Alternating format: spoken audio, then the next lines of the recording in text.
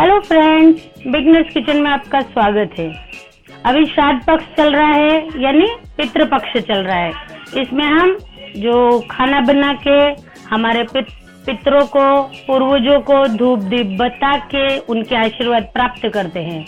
हमने इसमें एकदम सादी सिंपल जो आप फटाफट से बना सकें, ये पूरी थाली सिर्फ 47 मिनट में तैयार हुई है। तो आप ये बना सकें और अपने पितरों को खुश कर सकें, इसके लिए हमारा ये एक प्रयत्न है। और पूर्वजों को खुश करके आप उनके आशीर्वाद प्राप्त कीजिए।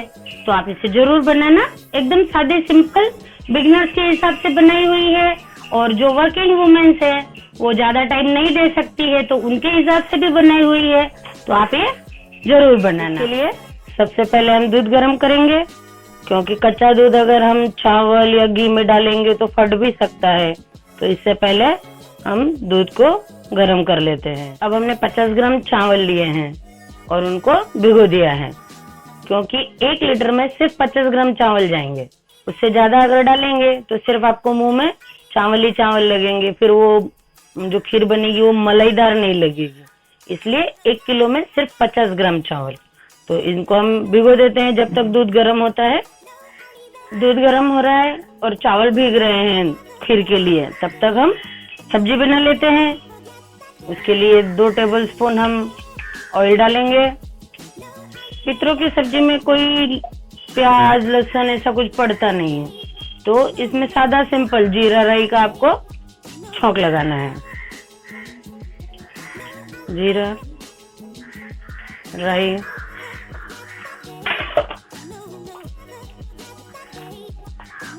ये हम अभी गवार की सब्जी बना रहे हैं, तो गवार अपने हिसाब से छोटी बड़ी आप कट कर सकते हैं। छोटी चाहिए छोटी, बड़ी चाहिए बड़ी, और इसको अच्छे से धो लेंगे। तो अब हम जो छौंक लगाया है उसके अंदर थोड़ी सी हल्दी डालेंगे।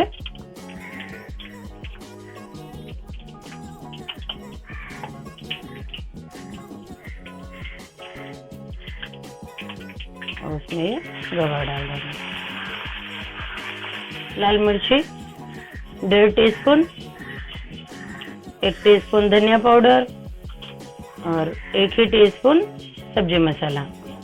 इन सबको डाल के एक बार इसको अच्छे से हिला लेंगे।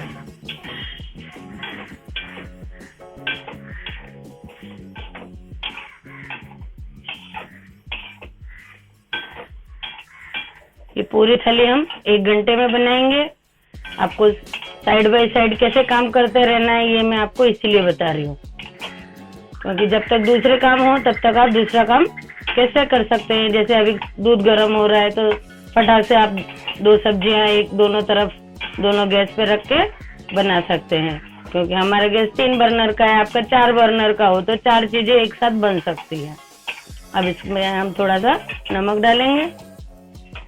नमक आप अपने टेस्ट के हिसाब से डालें। इसमें थोड़ा सा मूंगफली का दाने का पाउडर भी जाएगा, उस हिसाब से मैंने नमक डाला है। और इसमें एकदम थोड़ा सा पानी डाल के इसको हम ढक के बनाने के लिए रख देंगे। साइड बाय साइड सब चीजें देखते रहें। जैसे दूध उबल रहा है तो दूध की तरफ भी ध्यान रखें, नहीं तो दूध नीचे चला जाएगा, उफन जाएगा वो। पानी पाव ग्लास ही डालें, क्योंकि इसको बनने में सिर्फ पाव ग्लास ही पानी चाहिए और ज्यादा इसको रस वाली भाजी तो हमें बनानी नहीं है। तो अब हम इसको ढक के एक साइड में रख। जब तक ये तैयार हो तब तक हम दूसरी सब्जी बना लेते हैं। गवार की सब्जी अच्छे से पक गई है। अब इसके अंदर हम 1 चम्मच शेंगदाने का पाउडर यानी मूंगफली के दानों का पाउडर डालेंगे। और ये डालने के बाद इसको हिला के सिर्फ एक भाप और लेंगे और ये सब्जी हमारी तैयार हो गई है। इसमें बिल्कुल भी पानी नहीं रहना चाहिए, एकदम सूखी सब्जी बनानी है। तो एक भाप और ले लेते हैं और ये सब्जी हमारी तैयार है। जब तक गवार की सब्जी बन रही थी तब तक हमने भिंडी को अच्छे से धो के पोंछ के और काट लिया है। ये मैं आपको इसलिए बता रही हूँ कि आप साइड बाय साइड क्या क्या काम कर सकते हैं जिससे आपको खाना बनाने में ज्यादा टाइम नहीं लगेगा। पूरी पितृपक्ष की थाली बनाने में, यानी जो श्राद्ध की जो थाली बनती है वो पूरी थाली आप 1 घंटे के अंदर अंदर बना लेंगे। तो अब हम भिंडी की सब्जी बना लेते हैं।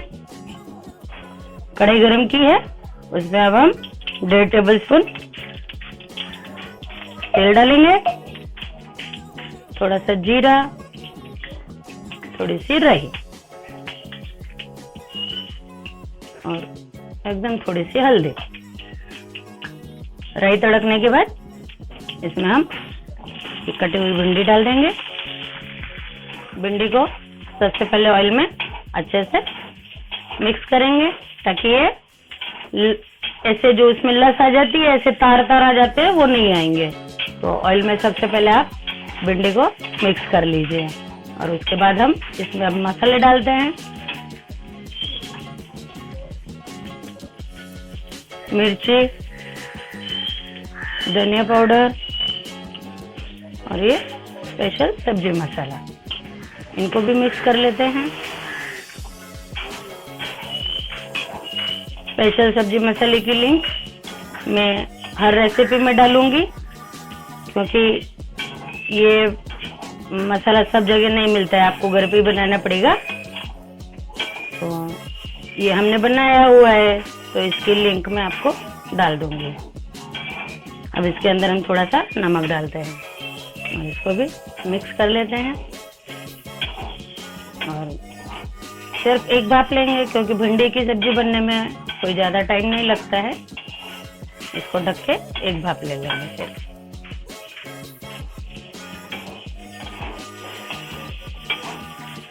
ये हमारी भिंडी की सब्जी भी बनके तैयार है, इसको भी साइड में निकाल लेते हैं। अब हम खीर बना लेते हैं। उसके लिए जो हमने चावल भिगोए थे उसको सारा पानी निकाल लेते हैं। बहुत सी जगह पे इसी समय चावल को मिक्सर में एकदम ऐसे दरदरा थोड़ा सा मोटा सा पीस लिया जाता है जिससे कि जो खीर बने वो एकदम मलाईदार बने। लेकिन हम इसको पीसेंगे नहीं इसको, क्योंकि पीसने के बाद जब खीर में हम उसको डालते हैं तो उसको पूरा एकदम कंटिन्यू चलाना पड़ता है, नहीं तो वो नीचे लग जाती है। तो हम पूरा का पूरा साबुत का साबुत उसमें हम इसको पहले पकाएंगे और फिर लास्ट में उसको अंदर चावल को घोट देंगे। तो अभी तो हम पूरे साबुत ही चावल की खीर बना रहे हैं। तो सबसे पहले हम कढ़ाई गरम कर लेते हैं और उसके अंदर हम 1 टेबल स्पून के आसपास घी डाल देते हैं। घी गर्म होने के बाद उसके अंदर हम ये जो चावल भिगोए हुए थे वो डाल देते हैं।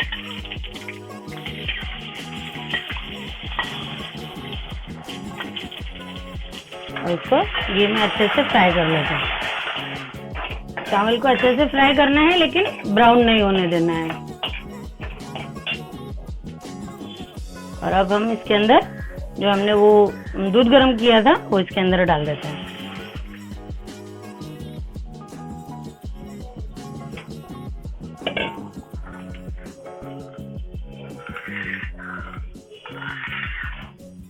इसको शुरू में थोड़ी देर अच्छे से कंटिन्यूस चलाते रहें और फिर स्लो गैस करके उसको रख दें। धीरे धीरे बनती रहेगी, बीच बीच में आप इसको हिलाते रहें। ध्यान पूरा रखना है, 1-1 मिनट में ही हिलाना है, ज्यादा टाइम तक ऐसे ही पड़े नहीं रहने देना है।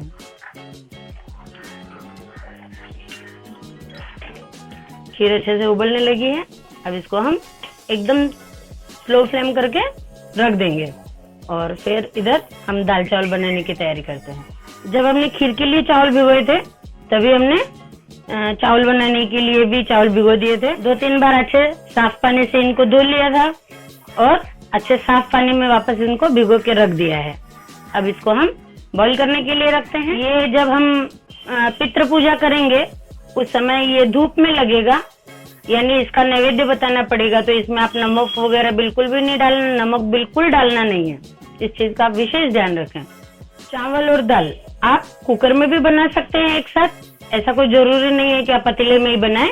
वो हमें आदत इसी तरह से बनाने की है। बीच बीच में आप खीर को भी देखते रहें, उसे भी हिलाते रहें अब हम दाल को छोंक लगा लेते हैं। उसके लिए हमने कुकर गरम रखा है, उसमें हम ऑयल डाल देते हैं। अब इसमें हम राई और जीरा डाल देते हैं। बहुत सी जगह पे राई भी यूज नहीं करते हैं पितरों का जो खाना बनता है, तो आप अपने परिसर में कैसे चलता है उस हिसाब से देख लेना। सिर्फ जीरे का भी आप वघार लगा सकते हैं। और इसमें टमाटर नहीं पड़ेगा क्योंकि खट्टी चीजें पितरों की थाली में चलती नहीं है, तो आप टमाटर नहीं डालें। 2 हरी मिर्चें, 2-4 पत्ते कड़ी पत्ते के, ये हमने फ्राई किए हुए हैं इसलिए मैं बाद में डाल रही हूँ, आप छौंक में ही डाल देना। थोड़ी सी हल्दी, थोड़ी सी मिर्ची, धनिया पाउडर और स्पेशल सब्जी मसाला, इन सबको भी छौंक के अंदर मसाले अच्छी तरह से भून लेंगे।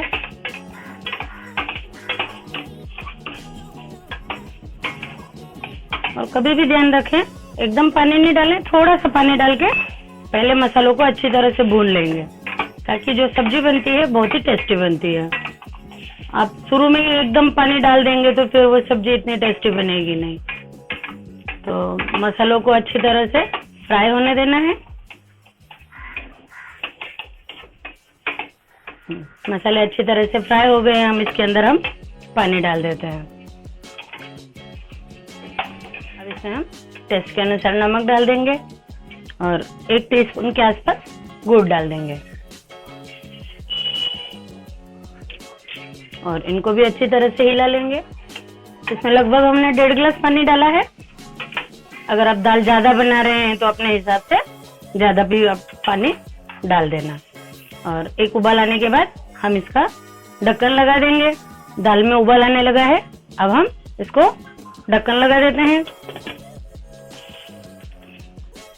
और विसल लगा देते हैं। ये हो तब तक आपको चावल और खीर दोनों का ध्यान रखना है।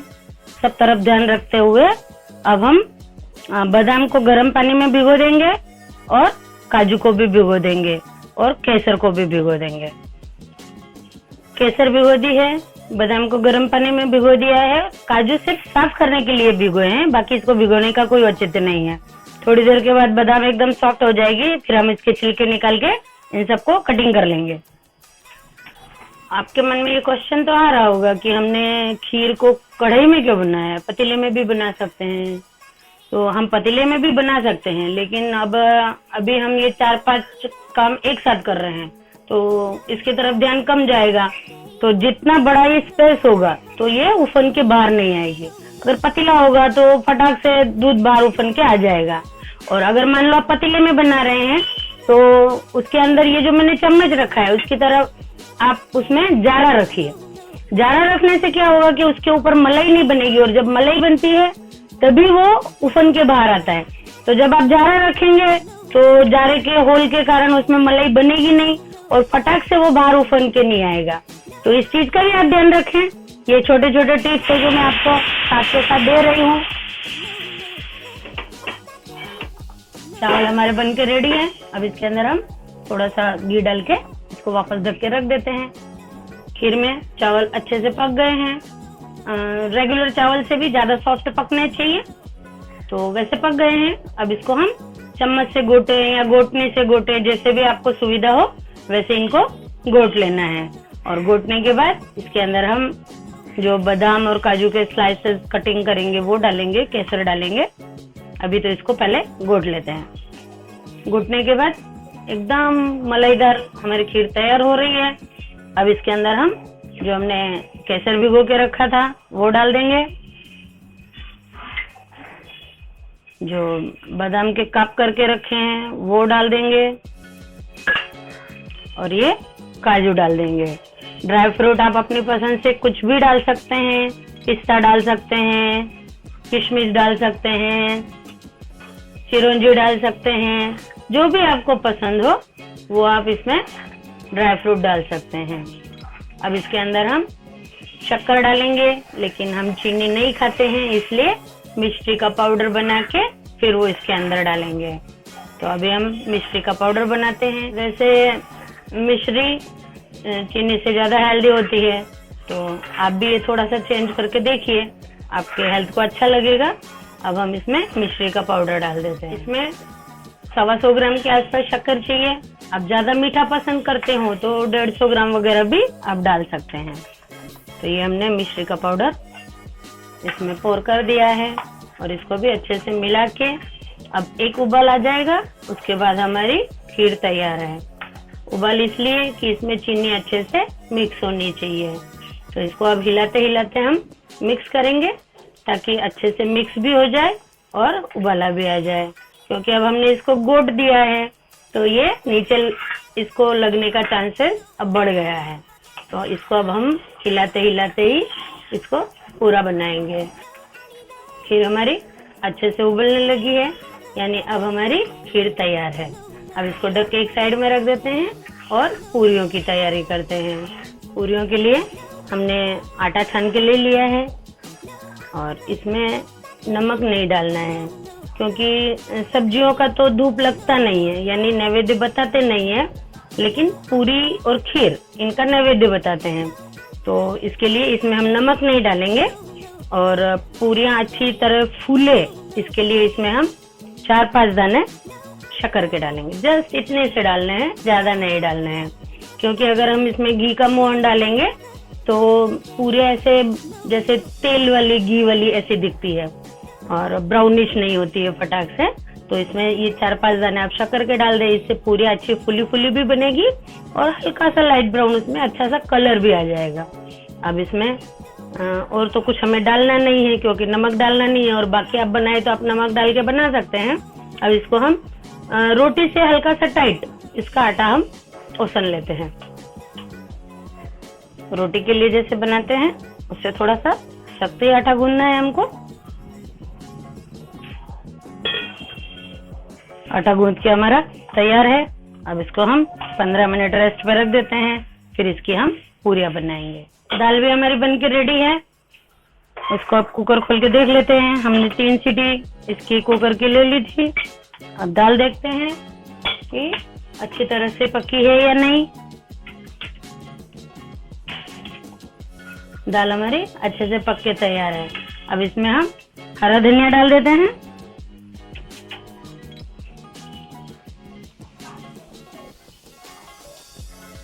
आटे ने 15 मिनट रेस्ट कर लिया है।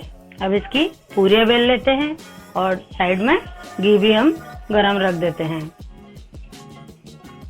दाल भी हमारी बन के रेडी है। अब हम पूरियां तल लेते हैं। पूरियां आप अपने साइज के हिसाब से, जो भी आप साइज पसंद करते हो वो उस हिसाब से आप पूरियां बेल लीजिए। कोई ऐसे सिंगल सिंगल लोई बना के भी पूरियां बेलता है और कोई बड़ी सी रोटी बना के उसको कट करके फिर भी उसकी पूरियां अच्छी तरह से बना लेते हैं। तो अगर आपको एक जैसी अच्छी तरह से बनानी हो तो बड़ी वाली रोटी बेल के उसमें से इस तरह से आप पूरियां कट कर लीजिए। अब इनको हम फ्राई कर लेते हैं।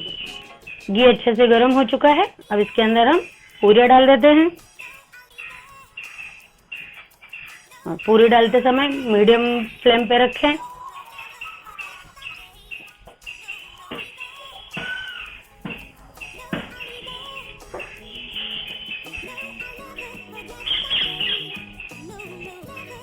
अच्छी फुली फुली पूरियां तैयार हो रही है।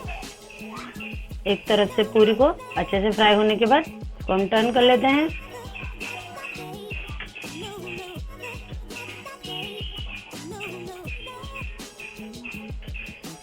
और इधर से भी इसको अच्छे से हम सिकने देते हैं। दूसरी तरफ से भी चेक कर लीजिए, पूरी अच्छे से दूसरी तरफ से भी फ्राई हो गई है। अब इनको हम निकाल लेते हैं और बाकी की पूरियां हम बना लेते हैं।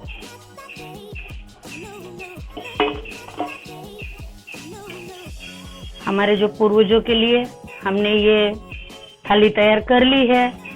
इसमें से इन तीनों चीजों का नैवेद्य नहीं लगेगा।